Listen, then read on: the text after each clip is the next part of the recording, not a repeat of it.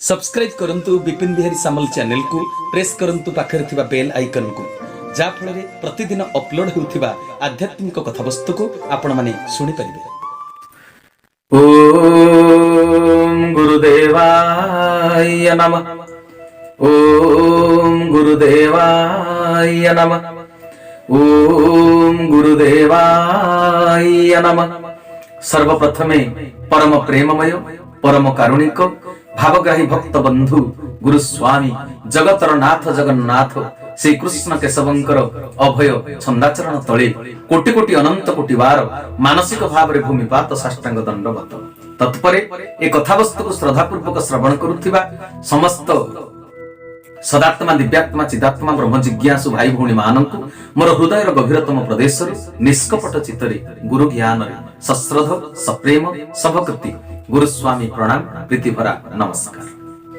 सजन वृंद ए सृष्टि बड़ विचित्र मनुष्यर मन मध्य बड़ विचित्र समाजर अंतराल प्रतिदिन एमिति घटना घटी चली जहाकु जानिले सृष्टि केड़े विचित्र मनर गति केते विचित्र ताहा गोचर होई पारि। पारिवारिक जीवन गोटे गप माध्यम एक प्रकार परिस्थिति समस्या एवं तार परिणति संपर्क में आलोचना करुचे। गोटे परिवार रे बुढ़ा बुढ़ी माँ बापा दुई जन तांकर पुओ तीन जन झील ना तीन जन पुअरु मझिया पुओ चाकरी करी सहर रे रहंती बापा मांकर भरण पोषण भल मंद कौन सी कथा से बुझंती नहीं। बड़ और सान पुओ गाँव रे रहंती तेणु बड़ बापा मांकर से सब कथा बुझंती। बड़ पुओ व्यवसाय करती तांको स्त्री जने साधारण गृहिणी पुओ झील दुईटी से जो बड़ पुओर सान पुओ तांकर बुढ़ा बुढ़ी सान पुओ कौन करती ना से जमी बाड़ी की चाष बास करती बाड़ी बगीचारे पनीपरिबा उत्पादन करती। अन्य दुई भाई ठारू ए सान पुओ किंतु संपूर्ण निया जे चाष बास करती। अन्य दुई भाई मद मांस खाई धरा को सराज्ञान करती रोजगार अधिक तेणु अर्थर दुरुपयोग करती काहाकू मानती नाही गुरु गुरुजन ज्ञान न थाए। सान पुओ किंतु चाष करी किंचित रोजगार कले मध्य धर्मपरायण ईश्वर विश्वास पर उपकारी सरल निष्कपट ताको किए पदे गाली देले से किछि काहाको कहंती नाही बरং सही जानते उत्तर दियंती नाही। तांको स्त्री किंतु संपूर्ण उल्टा तांको स्त्री उल्टा माने कोन तांको भितरे कोन विलक्षण आउ व्यतिक्रमटा देखा जाए मन ध्यान दे सुनिबे गपटी कथा कथा के स्त्री तांकर खूब चित्कार करती जोर रे गाली दियंती तांकर गोटिए बोली झी से मध्य मा पर उग्र व्यवहार तार उग्र स्वभाव कथा कहिबारे संपूर्ण प्रगल्भा माँ झील पुराण शास्त्र पढ़ती शास्त्र पुराण दी पाखिक विचार को धरी पारती ना गोटे पाख को धरी उल्टा अर्थ बाहर करी अଯଥା जुक्ति तर्क करती। बुढ़ा बुढ़ी माँ बापा दुई जन समदृष्टि संपन्न नुहंती गाँव रे थिबा दुई पुओंक मध्यरे पाचेरी गढ़ी उठिबारे से होचंती माँ बापा निजे दायी। कोठी सिना माँ बापा चाहती मो पुओ झील माने एकाठी गोटिए हांडी रे रोषेई करी खांती ये तार माँ बापा मध्य ये तार उल्टा एते स्वार्थपर एमाने जहाठारु किछि पाइबे तार गुण गाइबे जहाठारु किछि न पाइबे तार निंदा गाइबे ताको मुह मोड़ी देबे। बापा माँ हेउचंती सबुठारु बड़ देवता आम शास्त्र कहिचंती भूमेः गरियसी माता स्वर्गात् उच्चतर पिता जननी जन्म भूमिश्च स्वर्गात् अपि गरियसी पिता धर्म पिता स्वर्ग पिता ही परम तपो पितरि प्रीतिमा परने प्रियन्ते सर्प देवता। आम संस्कृति रे माँ बापा को एते उच्च आसन दिया जाइछि जहाकू जो भली आसन दिया जाए जे जो भली आसन रे बसिबो से पुणी से आसन रो मर्यादा रक्षा करिबा नित्यांत जरूरी ना नुहे। माँ बापांको प्रति आमर कर्तव्य कोन पूर्वरु केतोटी वीडियो रे से कथा मु आपण मानकु कहि सारिछि। माँ बापा जन्म देई कोनोसी पुओ झियो को पातरंतर करिबा उचित नुहे। आजिर कथा वस्तु रे हम निष्कर्ष पाइबा आजिर आलोचना रे मु सेही कथा कहिबा को आपण मानक निकट रे अभिलाष रखिछि। এই পাতরন্তর কারণ অনেক বাপা মা আজ বিপর্যস্ত নিজ দোষ পাই সে পুଅ ବୋହୂଙ୍କ ଦ୍ୱାରା ଅବହେଳିତ ଆଉ ନିର୍ଯାତିତ।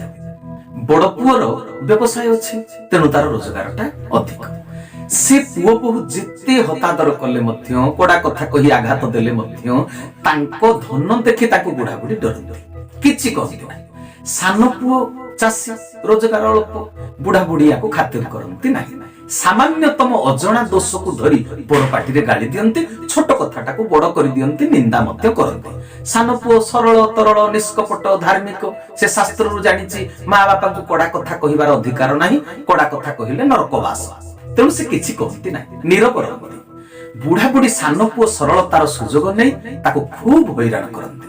ହେଲେ ସାନ ପୁଅର ସ୍ତ୍ରୀ ଏବଂ ଝିଅ ସେ ଦୁହେଁ ସହିଲା ବାଲା ନୁହଁ, ସେ କହିଲା ବାଲା। ବୁଢା ବୁଢୀଙ୍କର ସବୁ ଛନ୍ଦ କପଟ କୁଚାରଟଣା ଷଡଯନ୍ତ୍ର ସବୁକୁ ସେ ହୃଦୟଙ୍ଗମ କରନ୍ତି, ଜାଣିପାରନ୍ତି, କଡାକଡି ଜବାବ ମଧ୍ୟ ଦିଅନ୍ତି। ମରମ କଥା ପଦାରେ ପଡିଲେ ମଣିଷ ତ ଗରମ ହେବାଟା ସ୍ୱାଭାବିକ କଥା, ତେଣୁ ସବୁଦିନ ଝଗଡା, ତେଣୁ ଘରେ ସବୁଦିନ ଝଗଡା ଲାଗି ରହିଅଛି। ବୁଢା ବୁଢୀ ଏବଂ ଇଏ ମା ଝିଅ ମିଶି ଘରଟିକୁ ନରକରେ ପରିଣତ କରି ଦେଇଛନ୍ତି। ଧର୍ମ ପରାୟଣ ସାନ ପୁଅ ସଞ୍ଜେ ସକାଳେ ଠାକୁରଙ୍କୁ ପ୍ରାର୍ଥନା କରେ। ସେ ବୁଝିଛି ବୈକୁଣ୍ଠ ସମାନ ଆହା ଅଟେ ସେହି ଘର, ପରସ୍ପର ସ୍ନେହ ଜହି ଥାଏ ନିରନ୍ତର। ତେଣୁ ସେ ନୀରବ ରହି ଯାହାକୁ ଯାହା କର୍ତ୍ତବ୍ୟ କରିବା କଥା ସେ କରୁଛି। ପ୍ରାର୍ଥନା କରୁଥିବା ସମୟରେ ବି ତାକୁ ଶାନ୍ତିରେ ପ୍ରାର୍ଥନା କରିବାକୁ ଏ ଘର ଲୋକ ଦିଅନ୍ତି ନାହିଁ। ତାଙ୍କ ସରଳ ଜୀବନରେ ଏମାନେ ପରିବାର ସାରା ଗରଳ ଭର୍ତ୍ତି କରି ଦିଅନ୍ତି। ଭଲ ମଣିଷ ହୋଇ ଜୀବନରେ ସେ ସୁଖ ଟିକେ ପାଇପାରୁ ନଥାନ୍ତି। ବାପା ମା ତାକୁ ସୁଖ ଟିକେ ଦଉନାହାନ୍ତି, କି ସ୍ତ୍ରୀ ଆଉ ଝିଅ କନ୍ୟା ମଧ୍ୟ ତାକୁ ସୁଖ ଟିକେ ଦେଇପାରୁ ନାହାନ୍ତି। ବିଚାରା ଭଗବାନଙ୍କୁ ଭରସା କରି ସମୟ କାଟୁଥାଏ। ନୀରବ ରହି ରହି ଯଦି କୌଣସି ଅସମ୍ଭାଳ ପରିସ୍ଥିତିରେ ତୁଣ୍ଡ ଟିକେ ଖୋଲିଦେଲେ ସେ ମା ବାପାଙ୍କ ବିପକ୍ଷରେ ଗଲେ ବାପା ମା କହନ୍ତି ଏ ସ୍ତ୍ରୀ ବୋଲି କରା ମାଇଚିଆ। କଥା ଯଦି ସ୍ତ୍ରୀ ବିପକ୍ଷରେ ଗଲା ତେବେ ସ୍ତ୍ରୀ କହେ ଇଏ ମା ବୋଲ କରା ମାଇଚିଆ। ସତ୍ୟନିଷ୍ଠ ହୋଇ ଚୁପ ରହିବା କଳିଯୁଗର ହଉଛି ନିୟମ। ତୁଣ୍ଡ ଖୋଲିଲେ ମୁଣ୍ଡ କଟିଯିବ। ବୁଢା ବୁଢୀ ପାତରନ୍ତର କରି ତାଙ୍କ ଚରିତ୍ରକୁ ନେଇ ସେ ସୁଖରେ ଥାନ୍ତି। ଏଇ ମା ଝିଅ ମଧ୍ୟ ସବୁବେଳେ ପାଟିତୁଣ୍ଡ କରି ତାଙ୍କ ଚରିତ୍ରକୁ ନେଇ ସିଏ ସୁଖ ପାଉଥାନ୍ତି। ବିଚରା ସାନ ପୁଅଟା ଭଲ ମଣିଷ ହୋଇ ପାରିବାରିକ ପରିସ୍ଥିତିକୁ ନେଇ ସବୁବେଳେ ବିଷାଦଗ୍ରସ୍ତ ହୋଇ ଅଶାନ୍ତିରେ ସମୟ କାଟୁଥାନ୍ତି। ସ୍ତ୍ରୀ ଏବଂ ଝିଅକୁ ବୁଝାନ୍ତି ଯେ ମା ବାପାଙ୍କ ଦୋଷ ଧରିବା ଆମର ଅଧିକାରର କଥା ନୁହେଁ। କହିବା ଲୋକ ବଡ ନୁହେଁ, ସହିବା ଲୋକ ବଡ। ମା ଝିଅ ୟାକୁ ଶାସ୍ତ୍ରବାଣୀ ଶୁଣାଇ ଦିଅନ୍ତି, ଓଲଟା ପ୍ରବଚନ ଦେଇ ଦିଅନ୍ତି। ଝିଅ କହେ ବାପା ଜେସାକୁ ତେସା, ତମେ କଣ ଭାବିଛ କି ସେ ଆମକୁ ଖରାପ ବ୍ୟବହାର ଦେଖଉଥିବେ ଆମେ ତାଙ୍କୁ ଭଲ ବ୍ୟବହାର ଦେଖେଇବୁ? ତୁମେ ପରା ଭାଗବତ ପଢିଛ, ଲେଖା ଅଛି ସଦା କହିବ ସତ୍ୟବାଣୀ ମିଥ୍ୟାକୁ ପାପ ପରିମାଣୀ। ବିଦ୍ୟାଳୟରେ ଆମେ ପ୍ରାର୍ଥନା ଗାଇଛି ସତ କହିବାକୁ କିଆ ଡରିବି, ସତ କହି ପଛେ ମଲେ ମରିବି। ତୁମ ମା ବାପା ବୁଢା ବୁଢୀ ପାତରନ୍ତର କରୁଛନ୍ତି, ଆମେ ତ ସତ କହୁଛୁ। ତୁମେ ସତ୍ୟବାଦୀ ହୋଇ ଆମକୁ ସପୋର୍ଟ କରିବା ବଦଳରେ ତୁମ ମା ବାପାଙ୍କୁ ଅନ୍ୟାୟୀ ମାନଙ୍କୁ ସପୋର୍ଟ କରୁଛ, ତମେ ତ ଅନ୍ୟାୟ କରୁଛ। ବିଚରା ଧର୍ମ ପରାୟଣ ଲୋକଟି କି ଉତ୍ତର ଦବ କୁହନ୍ତୁ? ଏମାନେ ନିଜକୁ ସୁହାଉଥିବା ଭାଗବତ ବାଣୀ କହିଲେ। ଯେଉଁ ଭାଗବତରେ ସର୍ବଦା ସତ୍ୟ କହିବାର ଉପଦେଶ ଦିଆଯାଇଛି ସେହି ଭାଗବତରେ ପୁଣି କୁହାଯାଇଛି ମଧୁର ବିନୟ ବଚନ କହି ତୋଷିବ ପ୍ରାଣୀମାନେ। ସତ୍ୟ କହି କାହା ସହିତ ଝଗଡା କଲେ ତାହା ମଧୁର ବଚନ ହବ ନାହିଁ, ବିନୟ ବଚନ ହବ ନାହିଁ। ତେଣୁ ସତ କହିବ, ମାତ୍ର ଅପ୍ରିୟ ସତ୍ୟ କଥା କେବେ କହିବ ନାହିଁ। ସତ୍ୟ କହି ସମ୍ପର୍କକୁ ଯୋଡିବା କଥା, ସତ୍ୟ କହି ସମ୍ପର୍କ ଭାଙ୍ଗିବା ଉଚିତ ନୁହେଁ। ତାପରେ ତ ସ୍ତ୍ରୀ ପ୍ରବଚନ ଦେବା ଆରମ୍ଭ କଲେ। ଭାଗବତରେ ଲେଖା ଅଛି ଯାହାର ଯେଉଁ ଭାବ ଦେଖି ନାବ ମୁଁ ଦିଅଇ ସଳଖି, ଭକ୍ତର ଭାବକୁ ଦେଖି ଭଗବାନ ଫଳ ଦିଅନ୍ତି। ତେଣୁ ତୁମେ ମତେ ଆଉ ପାଠ ପଢାଅ ନା, ତୁମ ମା ବାପା ଯେଉଁ ଭଳି ବ୍ୟବହାର କରୁଛନ୍ତି ମୁଁ ତାଙ୍କୁ ସେହିପରି ବ୍ୟବହାର ଦେଖେଇବି, ଜେସାକୁ ତେସା।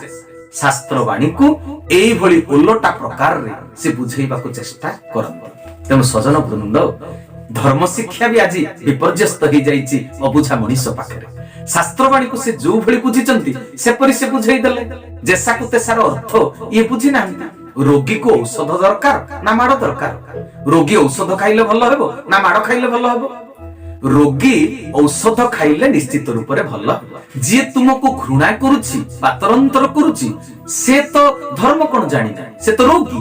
ତା ପାଇଁ ଔଷଧ ହେଉଛି ଭଲ ପାଇବା। ଯିଏ ତୁମକୁ ଘୃଣା କରୁଛି ତୁମେ ତାକୁ ଭଲ ପାଅ, ଏଇଟା ହଉଛି ଗୁରୁବାଣୀ। ତାଙ୍କର ମଙ୍ଗଳ ଚିନ୍ତା କର। ତୁମ ଭିତରୁ ଭଲ ପାଇବା ତା ଭିତରେ ପ୍ରବେଶ କଲେ ସେ ଦିନେ ନା ଦିନେ ତୁମ ପାଇଁ ଭଲ ହେଇଯିବେ। ପର୍ଯ୍ୟାପ୍ତ ଧୈର୍ଯ୍ୟ କିନ୍ତୁ ଦରକାର। ସାଧନା ନଥିଲେ, ସତସଙ୍ଗ ନ କଲେ ଆତ୍ମଜ୍ଞାନ କେଉଁଠୁ ଆସିବ ମଣିଷ ଭିତରେ? ଧୈର୍ଯ୍ୟ କେଉଁଠୁ ଆସିବ? ବୁଢା ବୁଢୀଙ୍କର ଧର୍ମ ପରାୟଣ ବିଚରା ସାନ ପୁଅ ଖୁବ ଚିନ୍ତାରେ ବୁଡି ଯାଉଥାନ୍ତି। ନା ମା ବାପାଙ୍କର ନିଜର ହୋଇପାରୁଛନ୍ତି, ନା ସ୍ତ୍ରୀ କନ୍ୟାର ନିଜର ହେଇପାରୁଛନ୍ତି। ସ୍ତ୍ରୀ କନ୍ୟା ଚାହାନ୍ତି ଆମ ସପକ୍ଷରେ କଥା କହି ସେ ତାଙ୍କ ବାପା ମାଙ୍କୁ ଗାଳି ଦିଅନ୍ତି। ଝିଅ ଅଜାଙ୍କ ସହ ଭୀଷଣ ପାଟିତୁଣ୍ଡ କଲା ପରେ ବାପା କାହିଁକି ପଦେ କହୁନାହାନ୍ତି, ଏଇଥିପାଇଁ ସେ ବାପା ସହିତ ମଧ୍ୟ ଝିଅ ଝଗଡା କରୁଛି। ମିଛଟାରେ ବି ଅବୁଝାମଣାରେ ସେ କାନ୍ଦୁଛି। ବାପା ମୋ କଥା ବୁଝୁନାହାନ୍ତି, ବାପା ମତେ ଭଲ ପାଉ ନାହିଁ। ଏଇଭଳି ଝିଅ ଭିତରେ ମଧ୍ୟ ଚିନ୍ତନ ଆସୁଛି। केते बड़ घटना से परिवार भितर घटी जाउछि। बुढ़ा बुढ़ी माँ बापा को गाली कले जाई से स्त्री कन्या को प्रेम परीक्षा रे पास कले बोली धरा जिला। बिचरा सत्याश्रयी व्यक्तिटी माँ बापा को बुढ़ा बुढ़ी को किछि न कहि नीरव रहिले। झियो कहे तुमे अयोग्य लोक, तुमे अयोग्य लोक, मो बापा हेबा को तुमरो योग्यता नाही। सर्वसमर्थ योग्य व्यक्ति को झियो कहूछि तुमे होछ अयोग्य। जो बापार रोजगार को खाऊछि, जो बापार रोजगार पिंधुछि, हजार हजार टंका खर्च करी पाठ पढ़ुछि, जे मुंड झाल तुंडरे मारी खेत जमी रे कठिन परिश्रम करी शस्य अमल करी उपार्जन करी याकू मुहरे दाना दउचंती, टंकाटीए रोजगार करिवार सामर्थ्य नथिबा झियो से बापा को कहूछि तुमे अयोग्य। निजको न मापी निजर कर्म को विवेचना न करी अन्यर घर गाड़ी पोशाक पत्र थाट पाट को देखी आमर कहीं हेला नाही बोली झियो सब बेले बापा को कड़ा कथा निष्ठुर कथा कही आघात देउछि। दुखर भार को मुंडरे बही खेत जमी को जानती सबुदिने सान कठिन परिश्रम करती, कर्म रे केबे हेला करती नाही। समय को अजथारे नष्ट न करी जी जेते गाली देले भी तुठ पत्थर भली सब सही निजर कर्तव्य को से करूथांती। निजर कर्तव्य को संपादन करिवारे से केबे भी हेड़ा करू नाहंती। तेबे तांको जीवन रे परवर्ती घटना कोन घटिछि? धीरे धीरे मानसिक स्तर रे से दुर्बल होई पड़िले। संसारटा ताको असार लागिला। जेउ मानको पई परिश्रम करूचंती से माने ताको पशु भली व्यवहार करूचंती। मां झियो आउ तांकर दरकारी खाद्य गंडे मध्य दबा को इच्छा करले नाही। नैराश्य तीव्र दंशन रे जर्जरित होई निष्पत्ति नेला आत्महत्या करिवे। गीता भागवत पढ़ी से जानिथिले आत्महत्या का पुरुष तार परिचय। आत्महत्याकारी मुक्ति नाही, से प्रेतमंडल रे स्थान पाइब। सबु जानि सुनी बिचरा मर्माहत होई आत्महत्या निष्पत्ति आउ टळिले नाही। आत्महत्या करबा को से संपूर्ण निष्पत्ति नेले। ए निष्पत्ति आउ मते केही हटेई परिबे नाही। ए कथा से चिंता भितरे आनी नेले। से गभीर भाव चिंता करी देखिले तांको धार्मिक मनोभाव सह परिवार आउ कहार मनोभाव मिसु नाही। सेवा त्याग निष्ठा यार जो दर्शन तत्व शास्त्र पुराण रे रहिछि ताकू से निजे जेपरि बुझिचंती अन्य माने परिवार रो केही बुझु नांती। बुझाइले ओलटा कथा कहि करी जुक्ति करूचंती। केते बेले धर्म अनुकूल सत्य कथा कहिले ताकू बेकार कथा बोली कहउचंती। अन्न तैयारी करे मन, अन्न प्रस्तुत करूथिबा लोकर मन जदि विषाक्त खाद्य खाई बेसी दिन बंची नरक को जीवा अपेक्षा थरे विष पी देई करी मृत्यु वरण करी नरक को जीवाटा 100 गुण भलो। एटा से चिंता कला। निजर झियो जेजे मां को दांतुडी बोली कही गाली दउछि। मां परी महाशय को दांत टिके बड़। झियो मुहरु एपरी कथा सुनी निज रूप आड़ को इंगित होला बोली भाबिकरी मन भी आहुरी दुख करूछंती। महाशय दुख रे पूरा भिजी गले। एते शांत सरल लोक भी मध्य स्त्री आउ झियो बेले बेले एमिति खराब कथा कहंती बिचरा पागल साजी हत ज्ञान होई पड़ंती। निजे कठिन परिश्रम करी रोजगार करिथिबा टंकारे जे व्यवहार्य जिनिस पत्र घर पई किनिती पागल भଳି से भांगी रुजी पकई निजर आउ रखि पारलेनी निजको स्थिर करिथि। सबु सद्गुणर अधिकारी होई मध्य परिवेश तांको सबुठारु खराब लोक सजेई देला। एईटा को आउ निजे सिए सहय करि पारिले नाही। सबु भाबी भाबी आउ बंची रहिबा को इच्छा कले नाही, मरि जिबा को इच्छा प्रकाश कले।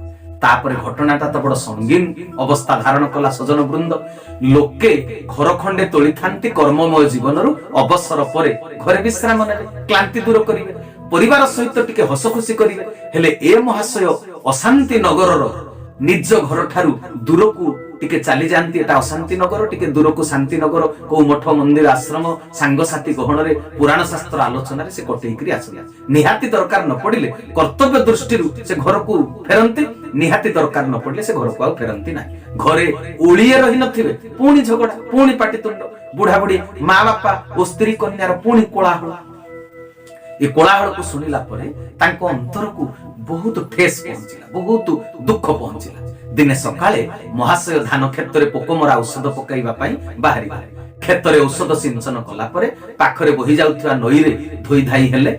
सूर्य मुंड ऊपर मध्याह्न भोजनर समय होई सारी थाए। पोकमरा विषाक्त औषधरु टोपाए जिभरे पकई देई से बिल हुडारे सोई गले।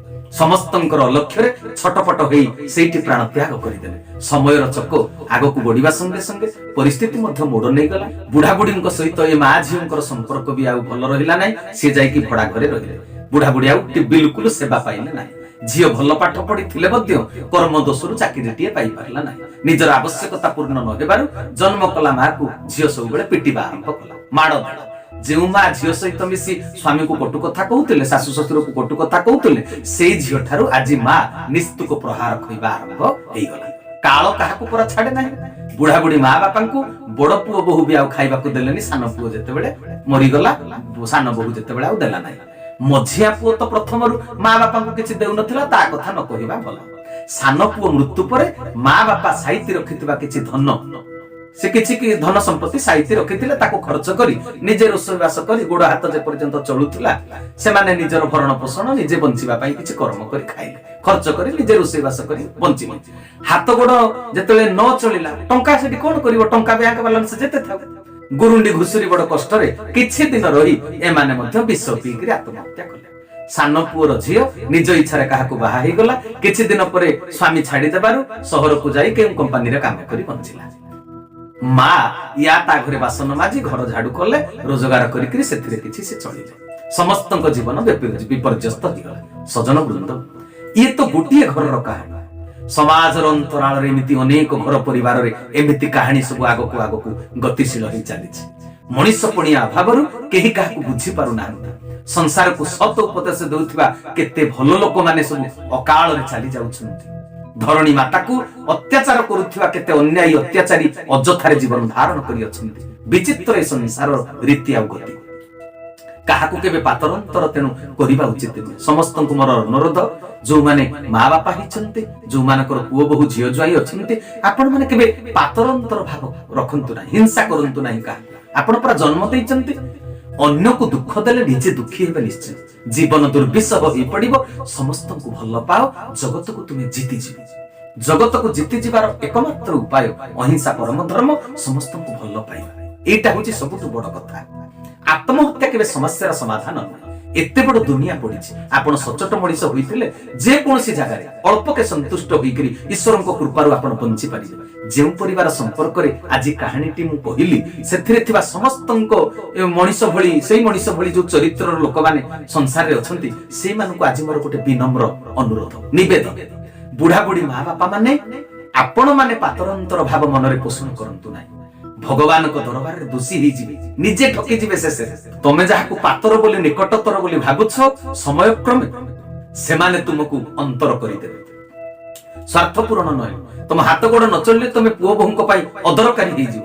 ତୁମକୁ ସିଏ ଅଲୋଡା ଜିନିଷ ବୋଲି ଭାବିଦେବେ। ତେଣୁ ତୁମେ ନିଜ ମଙ୍ଗଳ ପାଇଁ ସମଦୃଷ୍ଟି ସମ୍ପନ୍ନ ହୁଅ, ସମସ୍ତଙ୍କୁ ସମାନ ଭାବରେ ଭଲ ପାଅ। ମଝିଆ ପୁଅର ଯୋଉ ଚରିତ୍ର ଏ କାହାଣୀରେ, ମୁଁ ସେଇମାନଙ୍କୁ ଅନୁରୋଧ କରୁଛି। ସେ ଯୋଉ ଚରିତ୍ରାୟିତ ଆମେ ଗପରେ କଲେ ସେ ମଝିଆ ପୁଅଟିକୁ, ସେଇମାନଙ୍କୁ ଏତିକି କହିବି, ବାପା ମାକୁ ଅବହେଳା କରି ଜୀବନରେ କେହି କେବେ ସୁଖୀ ହେଇପାରେ ନାହିଁ। ସହରରେ ରହିଲେ ବି ଜହର ଭଳିଆ ଜୀବନ ହେଇଯିବ ବାପା ମାଙ୍କୁ ଛାଡିଦେଲେ। ତେଣୁ ସତ୍ୟ ଧର୍ମକୁ ବୁଝ, ନିଜ ମାନସିକତାକୁ ପରିବର୍ତ୍ତନ କର। ବାପା ମା ତୁମକୁ ଘୃଣା କଲେ ବି ତାଙ୍କ ଖାଇବା ରହିବା ପ୍ରତି ଦୃଷ୍ଟି ଦିଅ। ତାଙ୍କୁ ପାତରଅନ୍ତର କର୍ମର, ସିଏ ଯୋଉ ପାତରଅନ୍ତର କର୍ମ କରିଛନ୍ତି ତାଙ୍କ କର୍ମର ଫଳ ସିଏ ଭୋଗ କରିବେ, ତୁମେ ତୁମ ସେବାର ଫଳ ନିଶ୍ଚିତ ରୂପରେ ପାଇବ। ଏ କାହାଣୀରେ ଯିଏ ବଡ ପୁଅ ଭଳି ମଣିଷ ମାନଙ୍କୁ ମୁଁ ଅନୁରୋଧ କରି କହୁଛି, ଏତିକି କହୁଛି, ଅନ୍ୟ କିଏ ନଦେଲେ ବି ତୁମେ ଏକା ବାପା ମାଙ୍କ କଥା ବୁଝ। ତୁମେ ଗୋଟିଏ ପୁଅ ବୋଲି ବାପା ମାଙ୍କର ଭାବ। ତୁମକୁ ସେ ପୂର୍ଣ୍ଣ ସମୟ ଗର୍ଭରେ ଧାରଣ କରି ସେ ମା ଜନ୍ମ ଦେଇଛି। ତୁମେ ତାଙ୍କୁ ଅଧା ବାଟରେ କେବେ ଛାଡି ଦିଅ ନାହିଁ। ବାପା ମାଙ୍କର ଅତ୍ୟନ୍ତ ପ୍ରିୟ ହୁଅ, ତାକୁ ଭଲ ପାଅ, ଭଗବାନ ତୁମକୁ କୃପା କରିବେ, ତୁମେ ସ୍ୱର୍ଗଗାମୀ ହେଇପାରିବ। ସାନ ପୁଅର ସ୍ତ୍ରୀ ଭଳି ଚରିତ୍ରର ଯୋଉ ଲୋକମାନେ, ସେମାନଙ୍କୁ କହିବି, ହେ ମା ମାନେ, ମାତୃ ଜାତିର ମହାନତାକୁ ବୁଝିବାକୁ ଚେଷ୍ଟା କରନ୍ତୁ। ମା ମୁହଁରେ ମିଠା କଥା, ସରଳ ଭାଷା ଶୋଭା ପାଏ। ନାରୀ ହାସ୍ୟମୟୀ, ଲାସ୍ୟମୟୀ, ପ୍ରେମମୟୀ, ବାତ୍ସଲ୍ୟମୟୀ ହବା ଦରକାର। ସ୍ୱାମୀର ସେ ପ୍ରେରଣାଦାୟିନୀ ହବା କଥା। ସ୍ୱାମୀର ମୃତ୍ୟୁର କାରଣ କେବେ ସାଜିବା କଥା ନୁହେଁ। ନିଜର ଜିଦରେ କେବେ ଅଟଳ ରୁହ ନାହିଁ। ମନକୁ ପରିବର୍ତ୍ତନ କର। ସହିବା ଲୋକ ଶକ୍ତିମାନ, ସହି ନ ପାରିବା ଲୋକ ଦୁର୍ବଳ। କଟୁ କଥା କହି ଅନ୍ୟର ମନରେ ଆଘାତ ଦେଇ ସଂସାରକୁ ଉଜାଡି ଦେବାର ଯୋଜନା କେବେ ବାନ୍ଧ ନାହିଁ। କଡା ଭାଷାରେ ଗାଳି ଦେଇ ସତ କହୁଛି ବୋଲି ଯେଉଁ ଚିତ୍କାର କରୁଛ, ସେଥିପାଇଁ ତୁମକୁ କଣ ସ୍ୱର୍ଣ୍ଣ ପଦକ ମିଳୁଛି କି? ସଂସାର ଉଜୁଡି ଗଲେ ତୁମେ ବି ଉଜୁଡି ଯିବ। ନିଜ ଦୁଃଖର କାରଣ ନିଜେ ସାଜ ନାହିଁ। ସତସଙ୍ଗ କର, ସତକୁ ଜାଣ, ମଣିଷ ପଣିଆକୁ ଅର୍ଜନ କର। ଅନ୍ୟ ଜଣେ ତୁମ ଦୋଷ ଧରିଲେ ଅଧିକ ରାଗିବା ବନ୍ଦ କର। କଥାର ଓଲଟା ଅର୍ଥ ବାହାର କର ନାହିଁ। ତୁମ ମନକୁ ମନ ଯେଉଁ ନ୍ୟାୟ ଅନ୍ୟାୟର କଥା କହୁଛ, ତାହା ତୁମ ଅଳ୍ପ ଜ୍ଞାନର ପରିଚୟ। ଈଶ୍ୱରଙ୍କ ନ୍ୟାୟକୁ ଜାଣିବାକୁ ଚେଷ୍ଟା କର, ମଙ୍ଗଳ ହେବ। ଏ କାହାଣୀରେ ଯେଉଁ ଝିଅଟି ଜେଜେବାପା ଜେଜେମା ବା ଅଜା ଆଈଙ୍କୁ कटुक्ति प्रकाश करुथिला बापा को कटुक्ति प्रयोग करुथिला आघात दउथिला मन को आहत करुथिला सेपरि झियो मानको एतिकी कहिबो जेउ बापार अनुदान रे जीवन को तुमे पोषण दउछ जो बापर रोजगार रे तुमे पाठ पढिलो से बापा तुमर होचंती बागदाता से तुम पाई भगवान को सदृश माँ कथारे सहमति प्रकाश करी बापा को मृत्यु मुख को ठेली दियो ना बरं पाठ पढ़ी शिक्षित होइछ महानुभव तार परिचय दियो महानुभव होई माँ को बुझाई तार बुझामणा दूर करो सत्यपरायण बापा को सपोर्ट करो तुमे गभीर भाव रे चिंता करो घरे गंडगोल लागिबार कारण कोन किए ईश्वर का आदर्शर कथा कहूची किए साधारण मनुष्य भली स्वार्थर कथा कहूची निज सुख सुविधार कथा कहूची किए से तुमे ईश्वर का आदर्श कथा कहूथिबा लोक को सपोर्ट करो ईश्वर तुमको सपोर्ट करिवे तुमे ईश्वर कृपा प्राप्त होई जीवो जीवन सफल होई जीवो आउ गुटिए चरित्रर कथा रहिला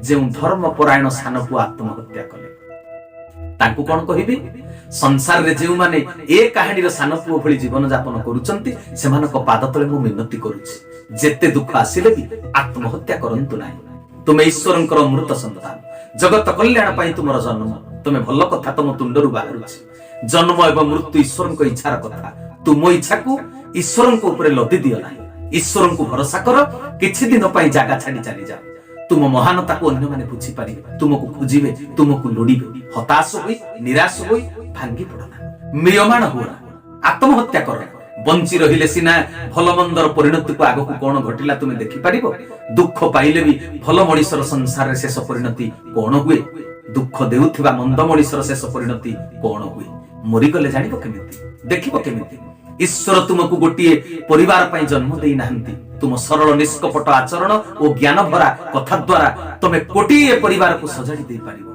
ईश्वर देइथिबा दायित्व को मुंडर उलाई दियो ना शेष निश्वास त्याग करिबा पर्यंत प्रभु देइथिबा सत्कार्य करी चल काम करी चल तुमको ईश्वर जो दायित्व देइछन स्वाभाविक भाव रे जेउ भली मृत्यु होबा कथा जेउ दिन ईश्वर तुमको कोळेई नेबे से दिन तुम आत्मा परमात्मा रे लीन होई जिवो तुमे अमृत बिंदु अमृत सिंधु रे मिसी ससीमरु असीम होबार परिचय तुमे बहन करि पारिबो एहा होछि प्रकृत जीवनर वास्तव सत्य कथा एहा होछि जीवन दर्शन फिलोसफी ऑफ लाइफ तेनु सजन वृंद याकू भल भाव रे ग्रहण करी जीवन को परिचर्या करंतु दुखरु सुख को आपण माने अनुभव करि पारिबे सजन वृंद पातर अंतर भाव केबे भी भल नुहे सेटा होछि नकारात्मक जिनिस नेगेटिव जिनिस केबे पॉजिटिव सुख देई पारिबो नाही तेरे समस्ते सचेतन रहिबे ए कथार मर्म बुझिले मो जीवन सार्थक हेबो मो गुरुंक ठारु पाइथिबा ज्ञान मोर कामरे लागिला बोली मु भी आत्म सुख लाभ करि पारि तेबे आजिर कथा वस्तु को समय अनुसार एठी विराम देली हरि ओम तत्सत हरि ओम तत्सत हरि ओम तत्सत श्री केशवार्पणमस्तु श्री केशवार्पणमस्तु श्री केशवार्पणमस्तु श्री केशव शरणम श्री गुरुस्वामी शरणम श्री चरमनाथ शरणम ए समय पई समस्त को विदाय कालीन सप्रेम गुरुस्वामी प्रणाम प्रीति भरा नमस्कार।